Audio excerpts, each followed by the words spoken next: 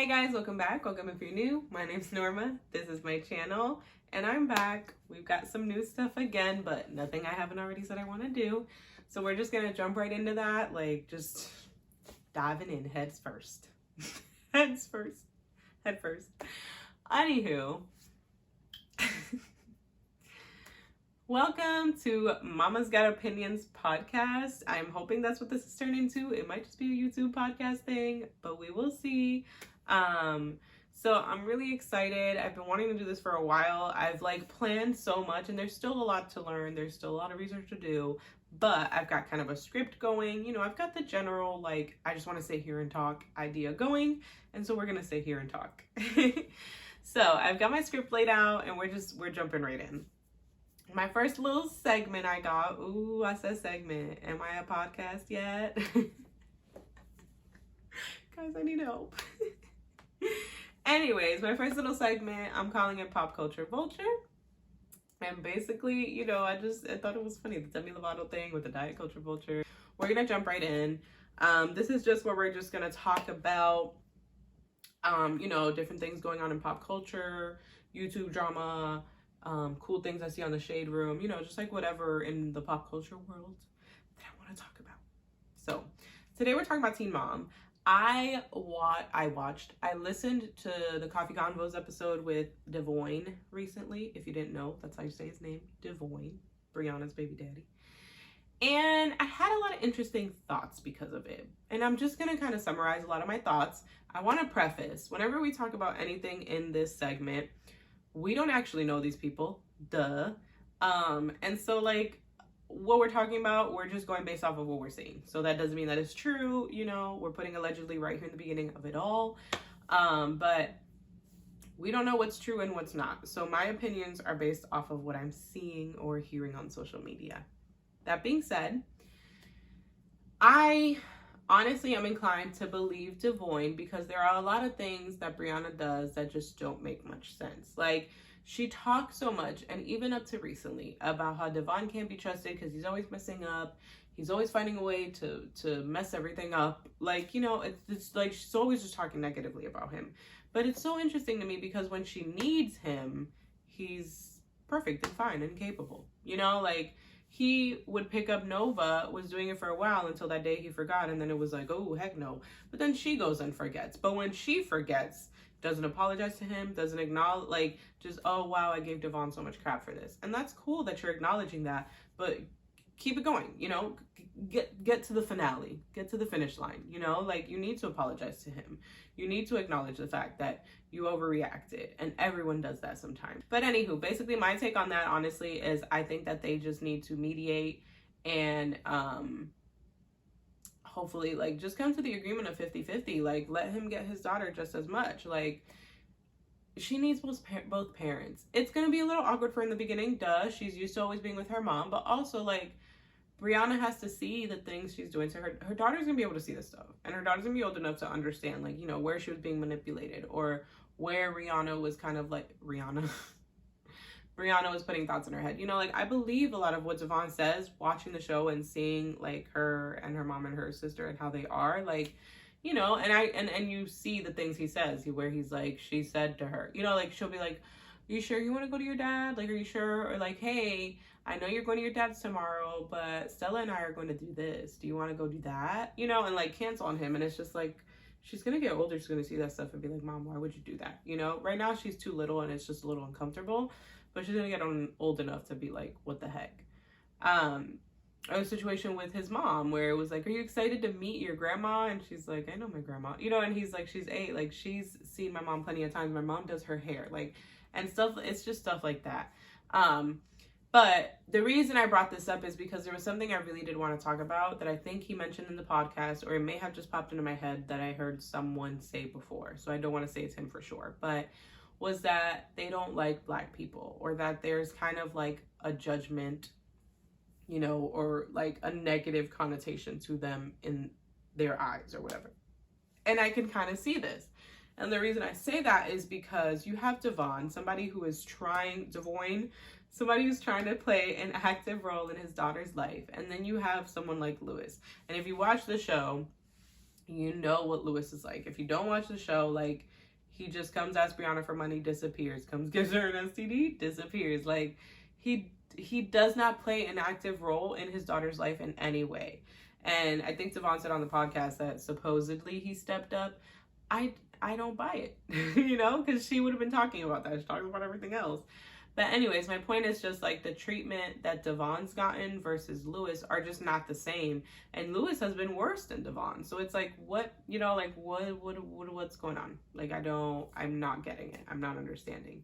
And honestly, it's tough, but the only conclusion you can come to is that, because I think Lewis is Hispanic or something. He's very, very light skinned, like white as me or whiter. But I thought it was an interesting point, and like I said, I don't remember if he's the one who brought it up, but I definitely think it's something to think about, and I definitely think it's something that is relevant, and I definitely think it could be true because of like the way they are. And then there was when she was on her live or whatever it was recently, talking about a situation with Kale, where Ashley stepped in and was defending Kale and was like, Brianna, blah blah blah blah blah, and she was like, I don't know why she got so ghetto, da da da. And it's like, that's an interesting choice of words when speaking about a Black woman calling you out, because then when your mom followed suit, was your mom ghetto too? Because I don't remember you mentioning your mom in that live.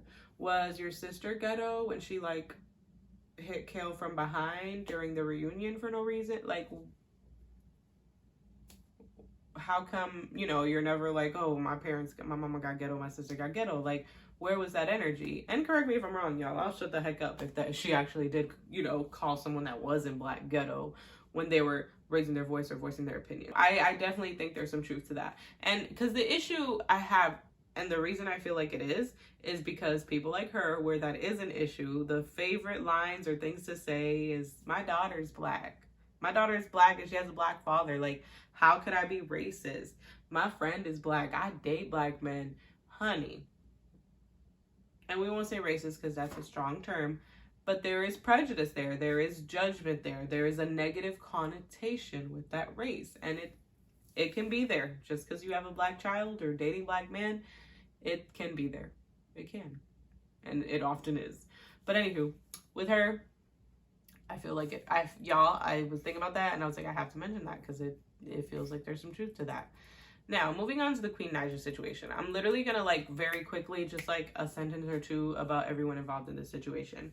Tamika was trying to make her coin and it backfired on her a little bit. And the only reason I think it backfired on her a little bit is because she tried really hard to downplay her relationship or friendships with that family or people around that family.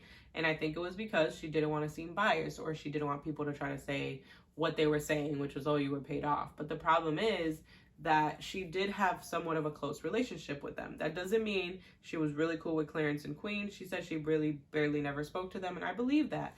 But, like, you knew Lee, you were in the basement, you have pictures holding their kids, like, there was a relationship there. People don't just let strangers grab their kids and hold them up in the air for no reason. Like, you have some sort of relationship. There's some level of comfort there. And that's where people, I think, are like, you know, but then I think for her, she took it literally, like, no, like Queen and Clarence. But when people are saying the royal family or whatever, you know, they're obviously talking about Lee and Maude and like that group. So it's kind of like, you know, like you tried to get a little technical, it backfired because people are just like not buying what you're selling. So that's my take on her. Chris, I just say he just needs to get it together. I'm so sick of people always wanting to blame the mom for, like, you know, well, you got to put your feelings aside. It's about your child. Okay, but he can't, so why do I have to? Like, and at the end of the day, like, you shouldn't have to. She doesn't owe him anything. Like, you're the father of that kid. You should be going out of your way to make sure the school has your information to give to you, that you're talking to your kid about it. Y'all not going to tell me that a 5-year-old didn't talk about a graduation to his dad, and he's obsessed with his dad. I'm sure he tells his dad everything. So he knew there was a graduation. He should have reached out to Queen and said, when is it? Or he should have said, you know, I want to be in contact with the school so I know when it is. Simple, baby. And then the grand best part of it all is he couldn't even leave Houston because of his legal troubles. So let's focus less on trying to just bash the mother of our child and throw sneak shots to start little things, and just focus on you, babe. Focus on you and getting out of these bad situations you're in. Focus on you and bringing some positivity and light into your world so you can see your kid as much as you claim to want to, which honestly, like, you know? And the fact that Clarence could confidently get on there and be like, oh, Chris answered these questions. What school does he go to? What did it? Because he knows that this dude does not know the answers to that, which is insane. But again, like, stop blaming the mom for a son and his dad's relationship if she's not to blame. Now, if there was a mom keeping her kid, cool, but that's not what she's doing. What she's doing is protecting her peace because this man keeps trying to destroy it. Like, so because she has a kid with him, she's supposed to just let him keep destroying her peace because you got to put your kid first? Like, that is putting your kid first. And honestly, like, I've seen some little things here and there I'm talking about, like when Tina brought up him crying in a hall and Clarence was like, you know what caused that? And it wasn't me. And it's like, you know that kid has been through some stuff. And it's just like, grow up and get it together, babe. And it's that simple. Moving on. Queen Naija's mom. I cannot believe she allowed Tina to even get out here and say all this stuff. Like, moms are definitely supposed to be, you know, that's your sister, that's your brother, work it out, you know, kind of like building that bond and strengthening that bond. And for you to let her get on here and make this video, and as far as everyone knows, she's living with her mom, and as far as everyone knows, I'm pretty sure she probably used her mom's equipment to film that. So why in the world you would allow that? Beyond me. And then you have Sunny TVT or whatever. I don't know how true her stuff is, but she said she was there and she helped her articulate points, and I buy it. But again, if she was there, that means the mom was there. Why did you stop any of this? Like, this should not be on social media. Like, and then same thing with Tina. Like, you shouldn't be posting this shit on social media. And if I'm being honest, like, I think Tina and her mom, it all comes from like her not providing for them anymore, or her deciding to not let them step all over her and do whatever they want to her, you know? And they're bitter about it. And it's true, because one thing I realized was, like, they talked so much about, or like her sister tried to talk so much about Clarence does this to her and Clarence does that to her. And everything she said was stuff that it was like probably a joke, and she's bringing it up to play it as something else. Like, oh, you're always saying her breath stinks. And it's like, you said her breath stinks and alive. And he probably was like, oh, your breath is kicking, like joking around. And even if he wasn't joking around, like, that's not a bad thing. Now, if he was like, your breath stink, B, I never want to be with you again. Oh, you nasty. Like, then okay. But if he just said your breath stinks, like, okay, it probably stank. Go brush your teeth and it's fine. You know, like, what is that even about? But anyways, I say that to say that it's interesting because as far as I know from what I've seen, they've never had that energy with Chris for real. And Tina tried to play it off like, people were asking this, but it's because, like, we didn't even know what was going on for real. My mom only knew about one incident and blah, blah, blah. And it's like, yeah, okay. No, what happened was, in that situation, Chris controlled the finances. We all know that. He took her car. He left her with nothing. She had to rebuild everything from jump. He started all that. He had everything, right? So, of course, it's like, we're not going to have, you know, we're not talking about Chris when it's his, you know, he could cut us all off at any moment. We got to be nice. Like, he's got to help provide what we ask him for. You know what I'm saying? So it's like, ew, I'm turning to Tamika. You know what I'm saying? But, like, that's just my point with that is, like, they're just bitter that she's finally putting her foot down and saying, like, y'all can't treat me like that. And this whole, like, this is family, like, that is so toxic. And it's funny, I can relate because, like, right now, that's where I'm at with my family and things that happen, where it's like, I'm not putting up with stuff like that anymore. Why do I need to, you know? Like, it doesn't matter if it's family. Like, don't disturb your peace for anybody. For what? You know what I mean? Like, you're fine. You stay over there and we're good. Period. Anywho, and last but not least, I had Clarence, because, you know, I was like, Clarence, fight for your girl. Do your thing, honey. Like, it's what it is. Okay. And I think, oh, Frenemies, baby. Frenemies was just, all right, y'all. We all kind of know what happened. If you're Adam, I'll put his name here because I can't remember right now. Adam Inchire or something like that. McIntyre, I think, maybe. Adam something. His videos, he always summarizes everything, so you can always watch him. But anyways, it's over. It's over, and it's so crazy. And I just kind of wanted to touch base a little bit on this situation. The crew, totally in the right. Like, you know, you see how Trish interacts with them and treats them, and it's like, of course they're gonna be uncomfortable. But anywho, Ethan, honestly, I don't feel like Ethan did anything wrong. Even the podcast he posted today, like, defending himself, like, he was defending himself, and he was like, he had to show, like, these things she's saying, like, that's not what's happening. Like, I've treated her so well. And honestly, I don't think he's in the wrong at all, because it's true. And when he said this, I could totally see it. Like, after he said it, I was like, wow, that's so true. Where he was like, we started this whole thing so we could speak our minds, so we could, like, go back and forth with each other. He's like, and somewhere it turned into, like, me walking on eggshells, you know, trying not to trigger something or cause an episode or say something that'll upset her and make her walk off. And it's true, like, that's not fun for anyone. And then, like, we'll talk a little bit more about the Trish piece and, like, my thoughts on that. But, like, it's just, like, that isn't fair to him. And then, like, I was watching, you know, that Frenemies episode and how it all, like, ended and went down or whatever. And she was, first of all, she was being in a boot hole. Like, why would you sit there talking about this 5% with the crew? And, like, the crew's right there. Like, girl, just save it for later. It's fine. Like, and then, you know, and he was kind of like, well, no, like, they deserve that. Like, you know, like, he kind of put his foot down of like, no. You know, like, these finances stuff are right. And, like, he was saying, you're the talent. Like, that's what you've always wanted to be. And it's true, because I think people mentioned that there was a Frenemies podcast where she was like, you know, I love that I can just come in, like, sit down and then go home.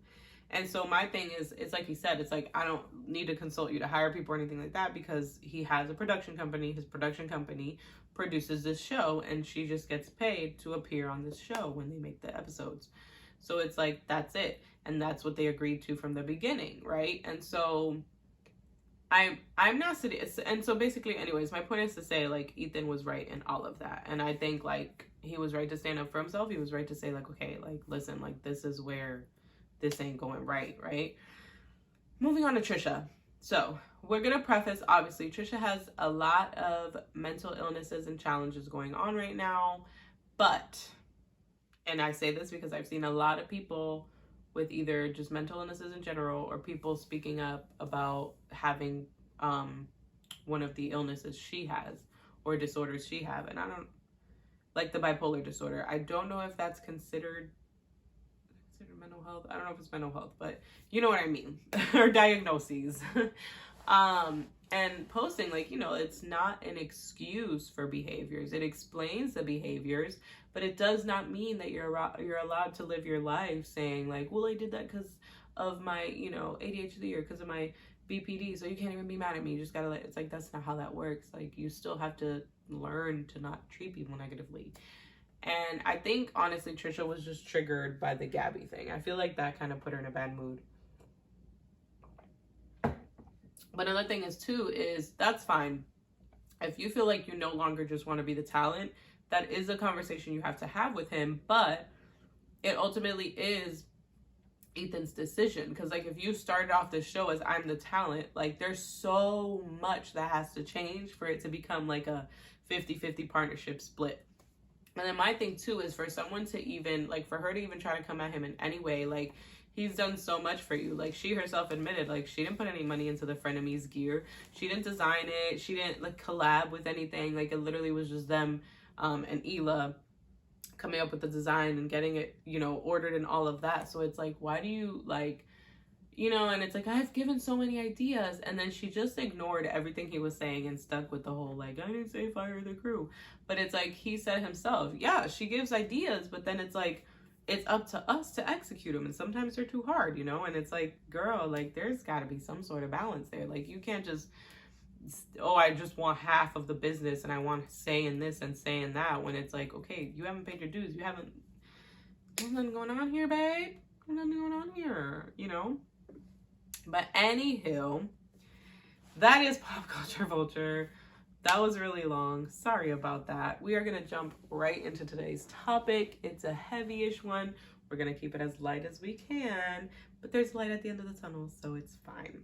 And today we're going to be talking about anxiety. So basically, I want to preface this by saying something that I've heard a lot, and I'm sure a lot of you have too, but I always feel like it's so relevant and it makes so much sense because, okay, basically, the way people try to kind of, the analogy they try to create to get people to understand is like, and I just kind of thought of this one in my head myself. Like, I'm sure I've heard it before, but I'm saying, like, this isn't the specific example, but, or the only, but if you broke your leg and you're at a friend's house, right? They're not gonna be like, suck it up, like, oh, like, just walk up the stairs. Just walk up the stairs if you can't, right? Like, if there was absolutely no way you could walk up those stairs, no one's gonna be like, come on, like stopping a baby, like, oh, get out of your head, oh, walk up the stairs. Like, it just doesn't work like that. And it is the same thing with mental health. Like, you can't, like, it's just because it's not physical doesn't mean it's not there. You know what I mean? And like, I also think it helps provide an explanation for people who maybe don't get it, who are like, okay, but like, we can't see it, so we don't understand what the issue is. And that's a good way to kind of explain the issue, where it's like, it is actually something that is debilitating. Now, the interesting thing, I'm glad we're talking about anxiety, because something I wanted to bring up that it applies to Trisha as well, actually. I don't know if she suffers with anxiety. I do know she suffers with some mental health issues, and I feel like this is very helpful for anyone. But along with this analogy, it's like, so with that physical injury, you wouldn't climb the stairs. But the fact that they can't climb the stairs doesn't mean they get to verbally attack you because you can climb the stairs. Or that you can't use your legs because they cannot use their leg. I hope that makes sense. But I thought about that because I thought about the whole Trisha situation too, where it's like, because you have a mental illness doesn't mean you get to like attack your friends and that they just have to put up with it, or that they cannot speak up because you have a mental illness that, you know, like they can't articulate themselves just because your mental illness does not allow you to articulate yourself, if that makes sense. Like, I don't have to not speak up just because you can't speak up properly. You know what I mean? Like, but anywho, I hope that makes sense. I wanted to kind of wrap the two up really quickly. Some things in common. And then also something important to remember with anxiety is like, there are good days and bad days. And because it's not a physical thing you can see, people will be like, you were just fine yesterday. Or like, you weren't even as scared of this yesterday, you know? And it's like, there are good days and bad days. Just like when you get the cast off of your broken leg, some days it's gonna hurt more than other days. Some days you're up and walking, some days you need to elevate it. Like, same thing with, you know, these mental illness brains, okay? Sometimes they just need a rest day, and that could be a rest day, and they're good to go, and then they need another rest day, you know? Like, it's a process, it's a circle, okay? Okay, that being said, I do feel like I have to point out, I'm talking a lot about anxiety, but now we're gonna get a little bit more personal with me.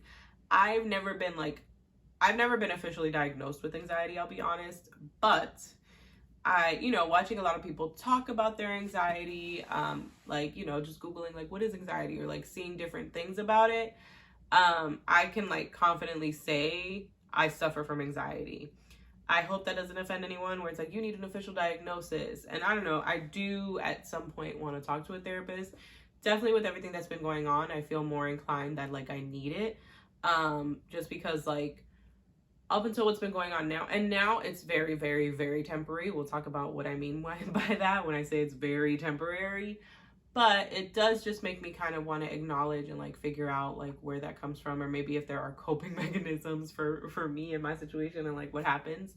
But I just wanted to put that out there. Like, I haven't been diagnosed, but I do know that like, you know, your anxiety is your anxiousness. And I do know, just even in growing up, that like my anxiousness or my anxieties are not the same as your average person, if that makes sense. And like, people around me will say, you know, where it's like, yeah, that doesn't feel like that to me, like it's not that deep or whatever it is, you know.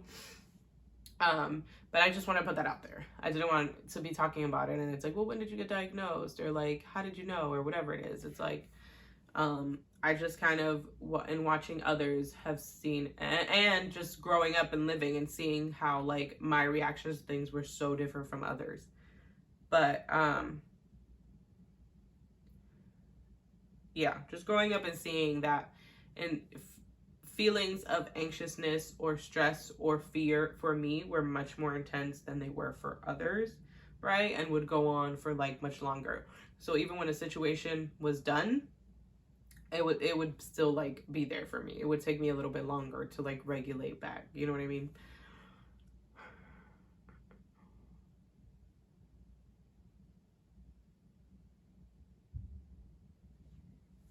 But the point of this is that I realize something is wrong and I do things to try to fix it. And up until recently, you know, even recently, honestly, like I manage my anxiety well. Like I'm able to know when it's like you're getting too anxious, or I'm able to know when it's like it's just your head, like things like that. And I'm able to kind of talk myself down. Not everyone has that ability. For anyone who doesn't have anxiety or anyone's new to it, because I do know people that are, you know, my fiance's mom asks me a lot, like, what's that like? Or like, you know, like kind of just ask questions about it. Because as we know, people of color, I'm Dominican, my fiance's black, so family's like they're, you know, 100% black. Actually, technically they're not, because his dad is quarter Puerto Rican. His dad's mom is half Puerto Rican, so yeah, I guess, you know, there's Puerto Rican in there too. Point is, people of color, mental illness is not something that is easily acknowledged. My mom always kind of had the thought of like, everyone gets sad sometimes, everyone gets a little stressed, everyone gets a little anxious, like keep it pushing, you know. If my mom would ever call me to see how I was doing and I was like, you know, I've just been anxious lately, or like I've really been struggling with it, you know, she's like, just gotta keep busy and that's how you'll get out of it. And like, that's just not how it actually works, guys. Just so you know, we don't have to get like super into it, but it's like, there's processes and there's levels, right? Like my anxiety, I'm very thankful to God, is something I can manage. Not always in the best ways or like successfully, but never anything detrimental or like really damaging, if that makes sense. You know, like I have very mild situations when it comes to anxiety. But for some people, it is not that simple. And so for you to kind of just generalize and say you just keep pushing and you keep moving, and it doesn't work like that, you know. I think for me, a big piece of it probably is that I grew up, you know, around people where it's like, just keep pushing, you just push through it. And so that is kind of my thing, where I tell myself like, you're gonna be fine, tomorrow's gonna be better. But for some people, like it isn't that easy, it's a lot harder. So yeah, that's where I was going with that. So I guess we'll talk about like some ways it manifests for me. I don't know if that's the right terminology, but that's the terminology I'm using. So, for me, we'll talk about like past experience, little things where, you know, I kind of noticed like, ooh, that was intense. I remember in high school when I broke up with my first boyfriend, you know, he was like my first everything. And, the relationship was just, it got really intense for little 17-year-old me. And I remember breaking up with him and he was just on the phone like, but why, but, you know, just like this and that and this and that. And I remember like getting off the phone with him. I obviously at this point don't remember like what we were talking about, how the conversation ended, or what happened. I just remember getting off the phone and then like starting to cry. And it's like, as I was crying, I was like, I can't breathe. And then in my head, literally my head is telling itself it can't breathe, and I'm actually believing that I cannot breathe, right? So I'm like crying more, getting more hysteric, and I'm like, I can breathe, you know. And I'm like, and I was home alone, like I'm just standing out on the porch, and so I was like, okay, like I literally just had to calm myself down, right? Like what was I gonna do? Like pass out? Like there was no one else to talk me down. There was no one else to walk me through that. I had to walk myself through it. And I will say, because I do have panic attacks once in a blue, that was my first panic attack. Because I remember like once it was over that I was kind of like, whoa, you know, like that was intense. Like, what was that about? And I feel there's something in me that remembers talking to my mom about it. But I can't fully remember. And I remember the reaction just being kind of like how her reaction always is. And it's not in a negative way, because like I said, it's just kind of how, you know, that's our culture. That's how like people grew up. And I mean, she's learned because she works, you know, in the mental health field. And so she's like learned along the way too. But, you know, you still kind of have that innate like, okay, you know, like, well, you got through it, so that's good. Like, just kind of keep busy, keep pushing, it'll get better, like things like that, you know. And so I vaguely remember something like that, but I don't remember if it actually happened. But I do remember having that panic attack and feeling that anxiety. And I dealt with a lot of anxiety at the end of that relationship. And a lot of just like irrational fears, or, you know, like different thoughts. But yeah, that was the first, like, I guess, like realization of like that that was intense, you know? And oh, and I do want to say, like, I know that when you have a breakup, because this was my first breakup, and people were like, that's your first breakup, that's normal. But it wasn't like that, just like, oh, I can't breathe, my heart hurts. Like, no, it was like panic attack, anxiety, like, you know what I mean? I don't know if it makes sense, but it was different from like, you know, like, oh, heartbreak, oh, like, oh my God, very different. But anywho, so that's kind of ways and situations where like, that's kind of how it played out for me. Another example I'll give is like, okay, I'm like, I hate insects, any kind of insects, anything, especially spiders. And I cannot kill them. Like, if I'm by myself, I have no choice, right? So I'm gonna like do it. But then the problem is, especially when I'm by myself, it will last all day, sometimes into the next day, where I'm like on high alert looking for spiders, itching. Like, it's so intense. And maybe some of you have a little bit of anxiety if you're thinking like, but that's what happens to me. But it's like, and I know that people, you know, for a little bit, but then you just let it go. But me, it's like, it's all day. I'm like looking around. I'm like, I'm gonna step on one. I wear shoes all day because I'm freaking out. Like, I'm itchy. I'm like, it's just bad. Especially, like I said, if I'm by myself and I have to kill it and clean it up, like pick it up, it's count me out. You know what I mean? Like, that's gonna be in my head all day, and there's just gonna be like a cloud in my head because of it. And like, I'm talking like, and it's not like terrible, because for some people it is, but it's not this like debilitating, like I'm just gonna sit on the couch and be looking all sad and terrified. But it's that like in the back of my head, so like my day is just like a disarray, you know, like you feel like your day was just off because of it, and stuff like that. And so that's something I like to explain, because for a normal person, it's like you kill it and you're a little like, ooh, I'm a little itchy, but then you forget about it, right? And so that's another situation. Like, that's how it works for me. That I can remember, I'd say like 2.5 panic attacks, I'll call it. I feel like there might have been another one, but that one that I mentioned, with my first like boyfriend, or my first breakup, whatever you want to call it. The next one I can remember was when I was pregnant with Carter, my first daughter. Me, my sister, and my boyfriend are sitting in the basement when we used to live at his mom's house. We're watching TV, and then suddenly I was just like, you know, like my chest is feeling heavy, and I'm like super pregnant. I'm like eight months and a half pregnant, and I'm just like, you know, like, I can't breathe. And I'm like thinking in my head, and they start looking at me and they're like, are you okay? Are you okay? And I was like, yeah, I feel like I can't breathe. You know, I'm just like kind of laughing. And then it just starts happening again. And I'm like crying, and I'm like, I can't breathe. Like, I can't breathe. And like, you know, I'm crying. I'm like laughing at the same time, because like, I know what's happening, you know, like I'm like, but I don't know why, like, and I can't stop it.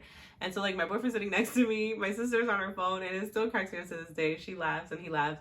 And so my fiance's like next to me, boyfriend at the time, and he's like, are you okay? Like, what can I do? Like, what can I do? And my sister's just like, you know, like on her phone, kind of like, this is just awkward. Like, and he's like, what can I do? What can I do? And, you know, through my breaths, I'm like, nothing, like, just, and I'm like laughing, crying, and heaving at the same, like, I'm literally just like, it'll pass. I don't know. Like, I don't know what's happening. Just like, give it a minute. Like, there's nothing. You're fine. Just sit here. Like, it's fine. You know, like, I'm just like trying to calm him down, and I'm just laughing because like I didn't know why it was happening. It just came out of nowhere. It was a full-blown panic attack.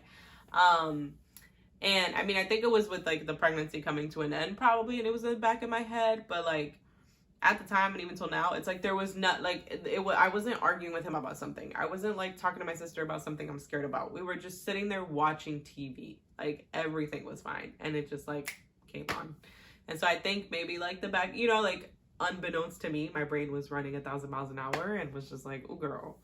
And then I say 2.5 because there was a half incident recently where I was actually sitting on my bed and I felt my chest getting heavy, and I was like, yo, like I can't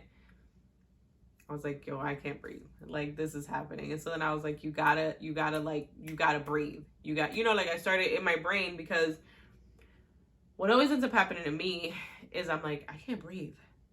And then boom, that's in my head, and my head is like, you can't breathe.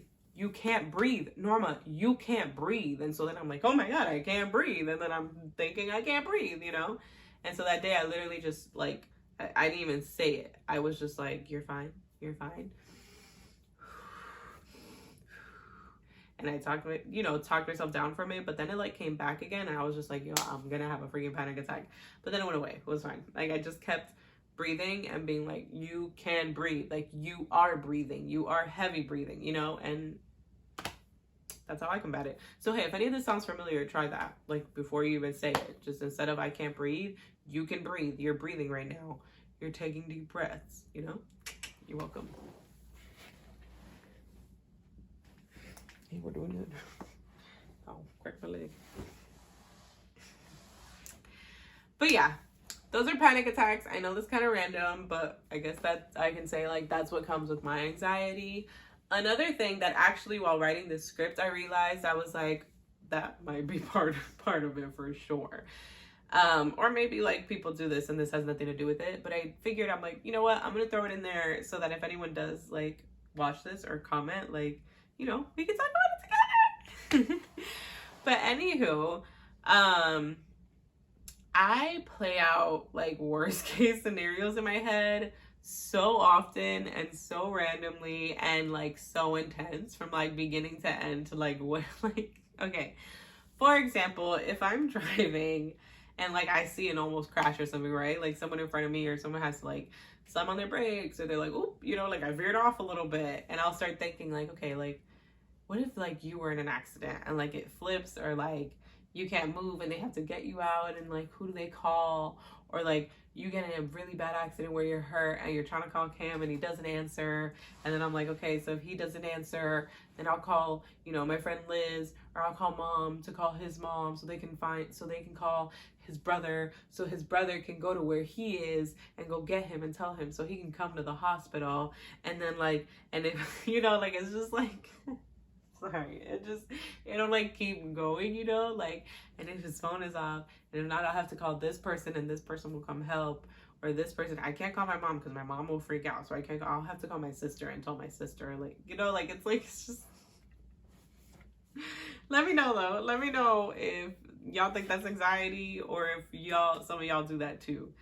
I hope that's not like too weird or freaky to people, but it'd be like that. Or like I'll be home and I'll be like, if someone comes in, I'm gonna like grab my phone and call blah blah blah, and you know, I'm looking around my room like I can use this as a weapon or that. Like it's just all the time. It's running all the time.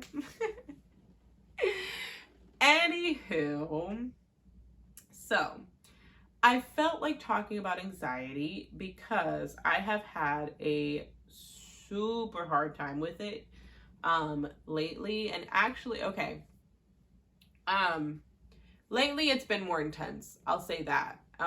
Towards the like beginning of this year, you know, like sometime after Christmas, I actually was really struggling with like, it almost felt like if my anxiety was turning into like depression or like mild depression, whatever you want to call it. Like there was like 2 to 3 days, probably almost a week, that I didn't want to do anything. Like there was no motivation to do anything. Like I had to go to court for work, and like I went to court, I came home, I bought lunch, I sat like on my couch for the rest of the day and just watched movies. Like Cameron picked up the girls, brought them home. I kind of just watched them play for the day. Like I just didn't want to do anything. And it was like that for like 2 or 3 days. And I think by the end of day 2, I was just like, okay, you're letting yourself sink into this, you know, like that. I remember just telling myself, fudge, stupid, I don't know where these flies are coming from. Anywho, and I was like, you're letting yourself sink into this and you can't, you know. And I started cleaning the kitchen and like, so like things like that started making me feel better. And it was just like, you just gotta get up. And I got up, and maybe for like another day and a half, it felt hard, but it got better. Like it went away. But that was kind of, like I said, a time where it was a lot more intense than it has been in my life. So that was different. But after that, like I was fine for a while. And then recently with things going on here, it's gotten so much worse. so much worse. But anyways, if you are not a resident of Ohio, specifically Cincinnati, and you obviously don't know the cicada situation that we're dealing with, or you might, some of you may have seen Joe Biden knocking one off his neck or whatever. Anyways, they're these hideous bugs that, okay, I'll give it to them. They don't do anything to you. They don't sting you or bite you or affect you in any negative way. But they're gross. They are very ugly. They are very big. They come by the billions, y'all. Did you hear me right? Billions. This is not like when you see mosquitoes flying around every so. No, it's like, so if you're standing right here, right, in your line of vision for 2 minutes, you're gonna see, you're probably gonna see 100 pass. I'm not kidding you. Like, you'll just, it's like 10 of them at it. Like, it's bad. It is bad. Okay. And so the first week they came out, they come from the ground. So they come every 17 years. Sorry. They come out of the ground. So they come out of the ground and they're in these shells. They're like cocoons, and they break out of their cocoons. But then they don't quite fly right away yet, I guess. It takes them some time to start flying. I don't know. And so I was out, you know, but they were on the ground. I went to my friend's house, had an anxiety attack there. Because she told me to come over, but I didn't know that they were out. And I got to her house, and she, you know, she has all grass. She has this big tree, and like all the shells were everywhere. You could see some of them crawling around. They weren't flying yet, but they were like crawling around. They were all over the tree, like, and so in times of fear, what anxiety looks like for me is like, and this doesn't happen all the time. This is the one thing I'll say that is like, I guess you could say like detrimental or damaging, but it's not necessarily, it only happens like if you're a new person who, like, I've never had anxiety around before. And I think it's almost like this like shame spiral situation that happens. And so I'm at her house, I'm freaking out. She's kind of laughing, and I'm just like, this isn't like funny. Like I'm genuinely freaking out, right? And so they're kind of laughing because, like, it's like, oh, you know, like, yeah, we don't like them either, but it's like people don't understand that it's not the same for me. And so, you know, then it's like, oh, like, I can't believe you would tell me to come here, like, blah, blah, blah, and almost kind of like blaming her. But anyways, and I'm like, you know, I'm crying and like I'm upset, and I get into her, I finally like work up the courage to get into her house. Like, she came out and her daughter, and they got my daughters out of the car, and like I kind of just like took a minute, and she came out and like walked inside with me, and then like when I was in her house, I was like, sorry, it's just, and that's when I cried, because I was just like, it's just awful, like I'm so terrified, like, you know, whatever, because obviously it's my first time like seeing them here. She was like, I'm sorry, like if I'd known that, I would have never told you to come here, like I didn't know it was that bad. And, you know, I just kind of was like, you know, and I'm sorry, like, it wasn't about you. I hope I didn't make you feel like you did something wrong. Like, I just, with my anxiety, you know, you almost kind of, like, I shouldn't say you, because it's what it's like for me. It's like this you know, like this blackout. Like, you just cannot see past the situation currently happening, especially when it's fear and it's someone new. And so I say that to say, like, it only happens that initial time that it happens around, like, a new person, where it's like you're almost mad at them for this happening in front of them, if that makes sense. And then the only other thing, sometimes with Cameron, it's almost like this short fuse thing. And I'll just, you know, like, and I'm always just like, not always, because I don't want it to sound like, oh, like, I'm constantly just cussing this man out.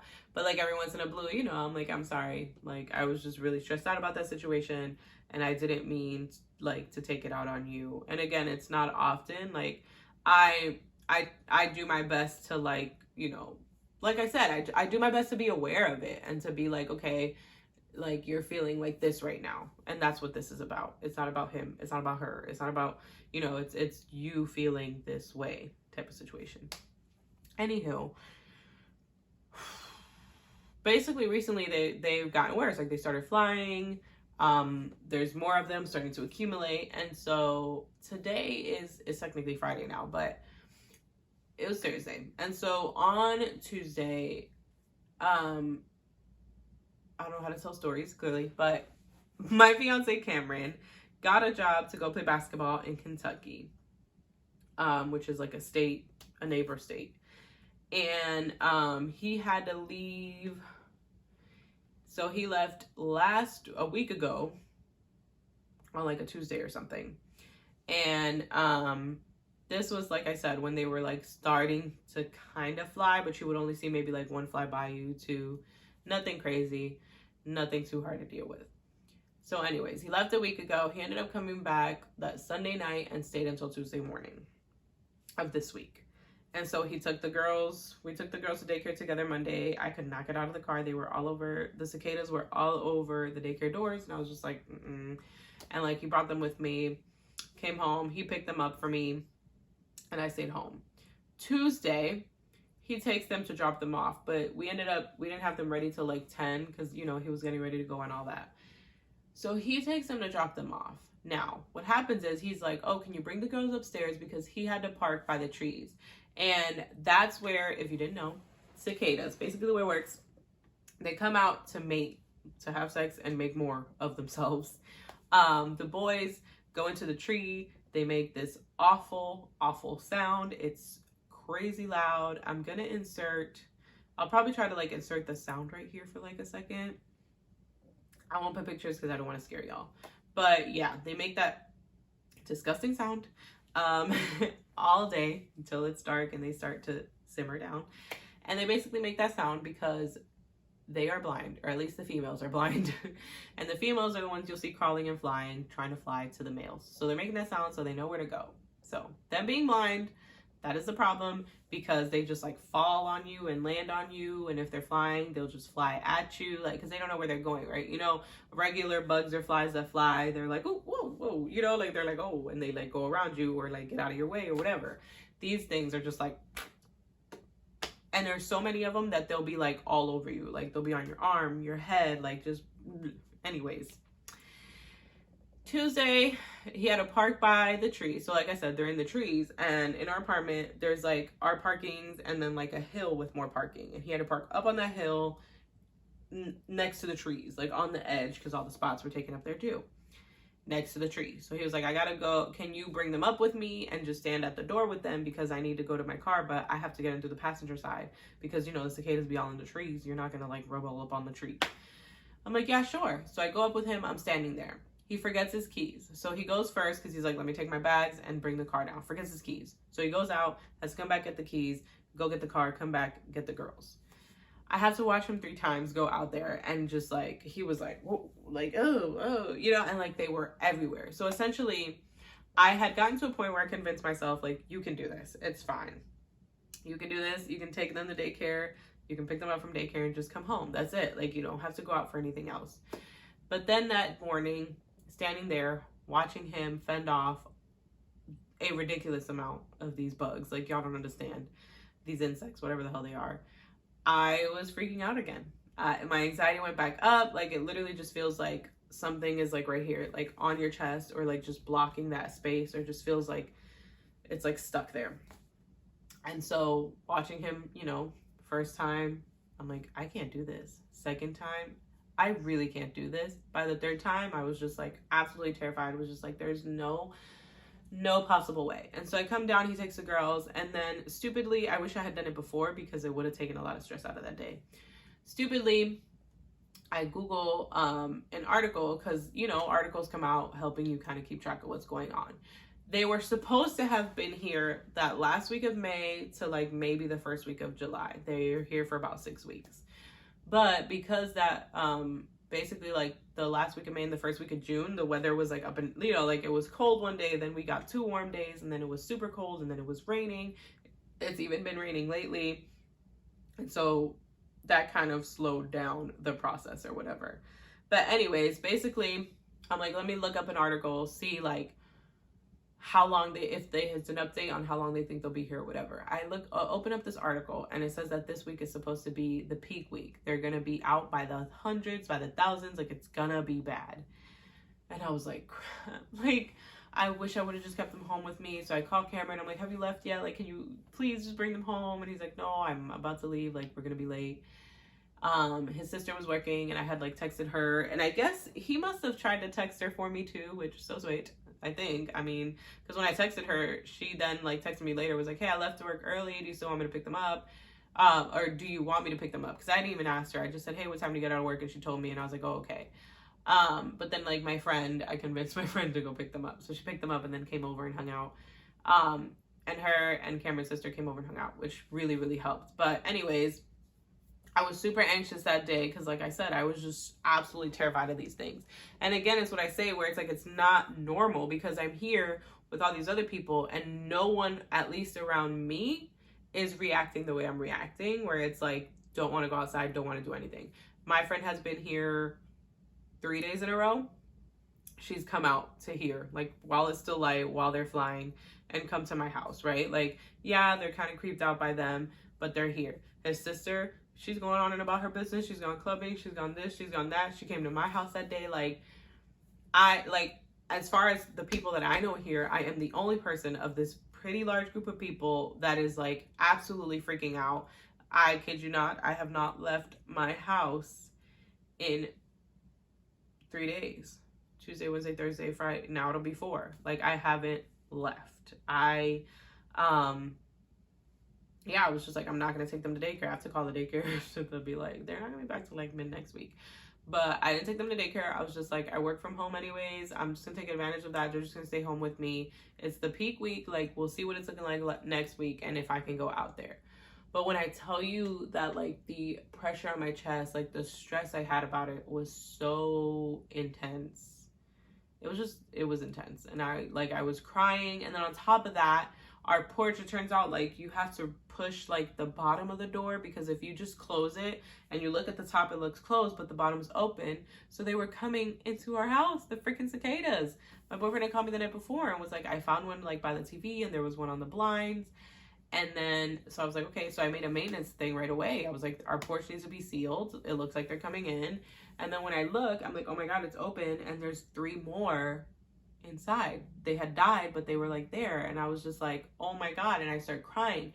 And then I go to move my bags so this maintenance man can fix it. And there's a giant spider. And I had just killed a giant spider the day before. And I was already stressed out because, like, y'all, the last time there was a giant spider here, I just watched it like a freaking hawk, I kid you not, for 30 minutes until Cameron got home so he could kill it. Because he was dropping off the girls at daycare, and I was like blowing his phone up and he wouldn't answer, and I hear him come down the stairs. I'm like, where the hell have you been? And he's like, what the hell are you talking about? Like, there's a giant spider. He went into the bathroom. Like, I literally just stood in the living room, y'all. Like, it basically is like 3 rooms away, staring, hoping that the spider did not come out of the bathroom. And then he was able to get it. But even he was freaking out because it was huge. And there was a bigger spider just like that I had to just kill the day before. And then this day, there's cicadas in my house, and then I see the spider, and I'm so sick of this apartment, and I'm like, I want to move. Like, I tried to call to be like, just transfer us up a unit. Like, we just want to go up a floor, and nothing. And I just was like so overwhelmed, and anxiety. And that's that. But anywho, that's where I'm at with that. Like I said, my friend came over, Cameron's sister came, and that really, really helped. Like, we just like watched movies, we ordered food, we ate food, we had some ice cream, we had some like alcoholic, these alcoholic cocktail slushy thingies I had in the freezer. Like, it was nice. And then the biggest thing was my friend picking up the girls, like, took all the pressure off my chest. Like, I was telling her, I was like, I wish I could make you understand, like, what it does for me. And one big issue with anxiety is people think they understand when they don't. You know what I mean? Like, she's like, hey, I totally get it. And I'm like, you don't, but I, like, appreciate that you, like, you know, that you want to.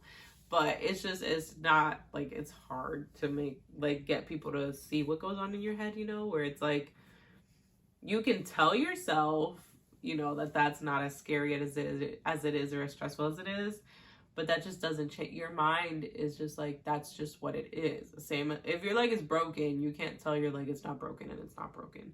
Same way with my mind, when, like, my anxiety's there, I can't tell my anxiety that I'm not anxious, because I am, you know. But anywho, that is the end. Hopefully things made sense. If you're watching this, it means I felt like it was good enough to post. So just say you love it in the comments. Just kidding. I love all criticism. Tell me like you talked way too much. It wasn't a good topic. Whatever it is. But definitely, I hope to talk to you guys in the comments below. I think I'm actually going to post this video to all my social medias and hopefully people will watch it. But if you're coming from there or if you know me personally, comment. Show the love. Come on, people. Show the love. Anyways, I hope you guys enjoyed episode 1. I'm hoping to add a little final segment to this, but I'm still trying to figure out what it is. So for now, we're going to end it off on that. I hope you guys enjoyed, like I already said. If you're watching it on the channel, subscribe. If you're like listening on a podcast, oh, I think you can subscribe too. Subscribe. And I hope to catch you guys in the next one.